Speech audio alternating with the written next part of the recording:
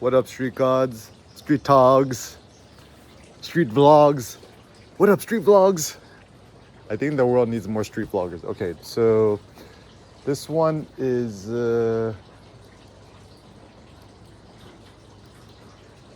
some thoughts on street photography. So I personally think that street photography, at least to me, right, is the most interesting, beautiful approach to photography out there.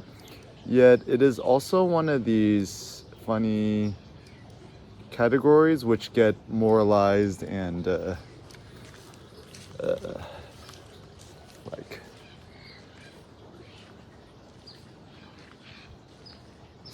like very close-minded. So I'll give some examples. So first and foremost, I think I'm probably the most open-minded street photographer slash blogger, vlogger, educator, workshopper, blah blah blahs that I personally know. I think typically the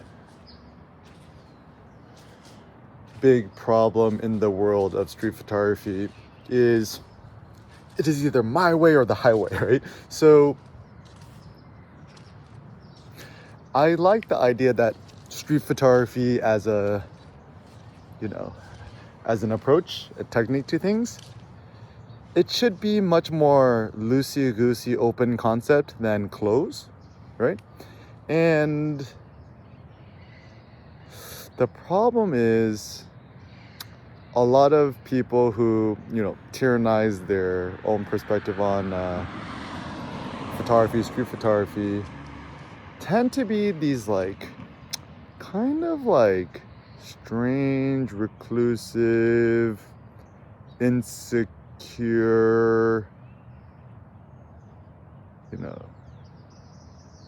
anemic people who see themselves as the harbinger, harbinger.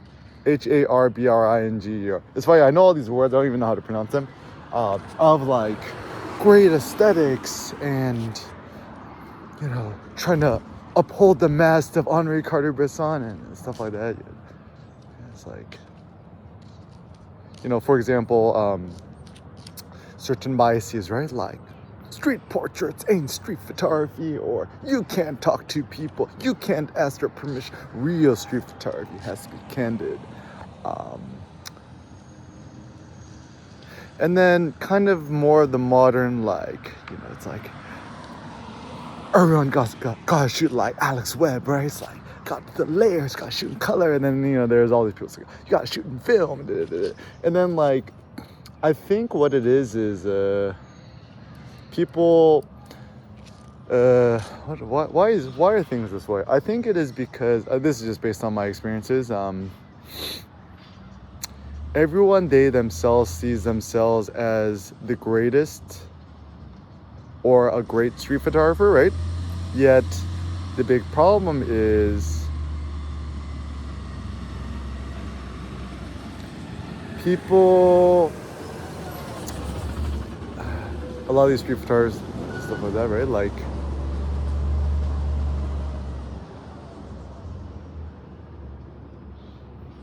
They believe that they deserve a certain amount of fame, success, legitimacy, money, whatever it may be.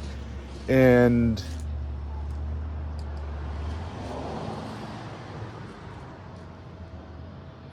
when they don't achieve it, they feel bad about it. And in order to make themselves feel less bad about it,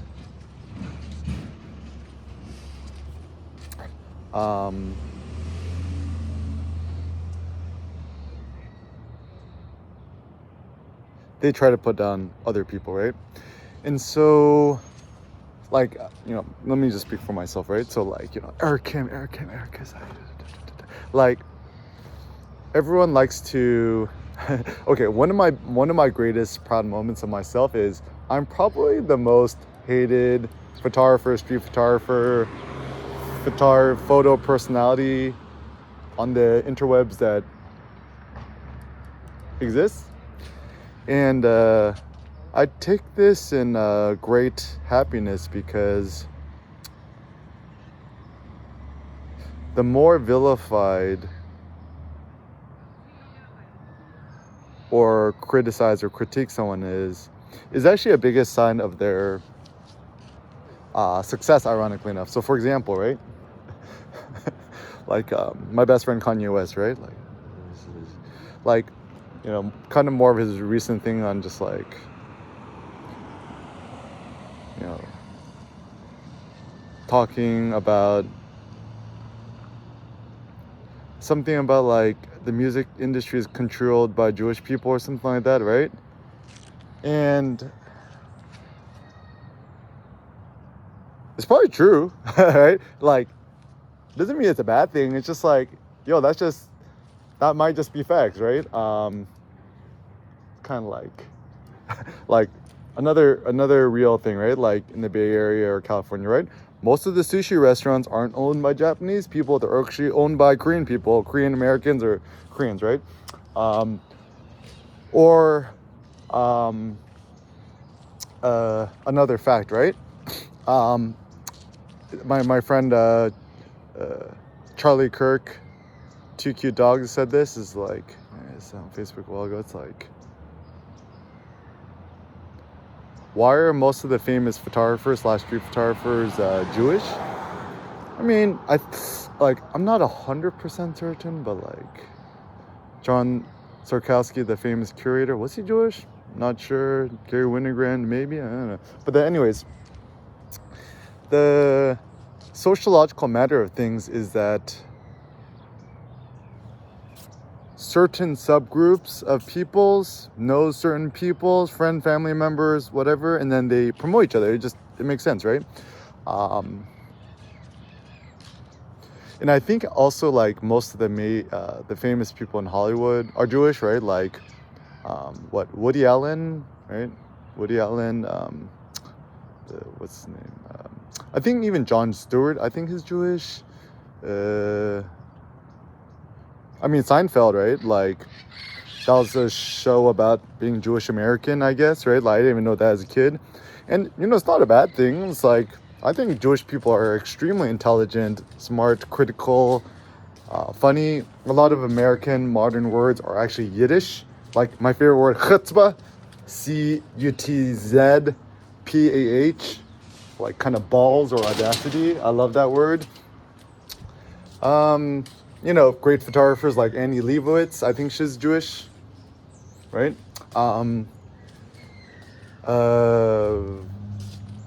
Etc. So it's not a bad thing, right? Oh, anyways, so taking it back to Kanye, right? So,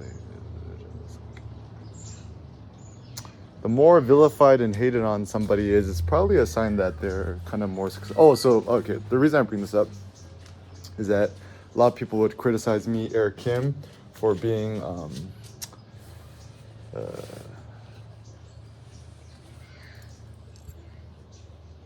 it's like, oh, the only reason Eric Kim is successful is because he's good at marketing, right? Or like, he knows the SEOs, he knows how to game the system, right? But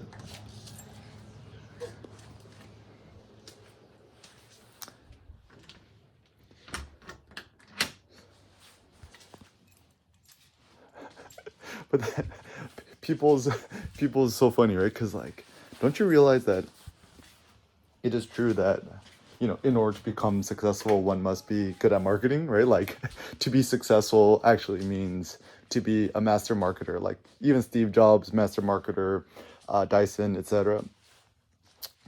So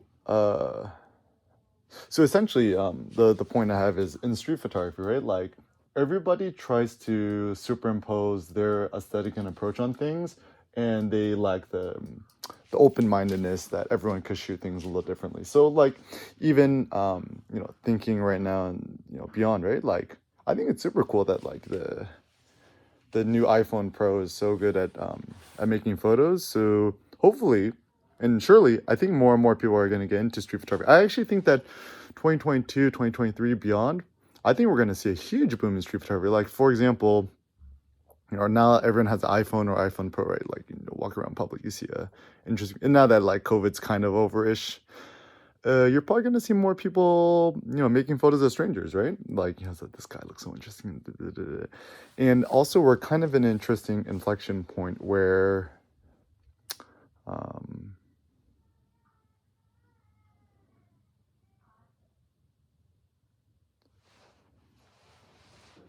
people are gonna start traveling again. Japan's open again. I think, I'm really into Korea, Seoul, South Korea, etc.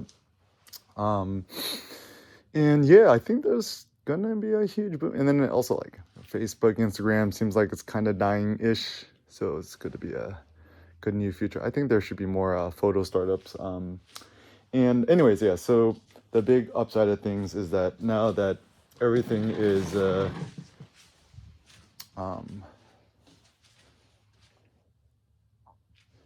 more travel, more human beings, cameras are cheaper and stuff, right? So yeah, so there's gonna be more street photography. So essentially, the reason I did the Learn from the Master series and stuff on street photography is that like everybody like says, oh, this is the way to do things, this is the way not to do. The biggest benefit of studying the history of street photography, etc., is that you kind of realize that everyone did things a little differently, and then whenever anyone tried a new approach or technique, everyone was kind of criticized or vilified, or it created a big controversy. So essentially, more of the story is when it comes to street photography, just do it your way.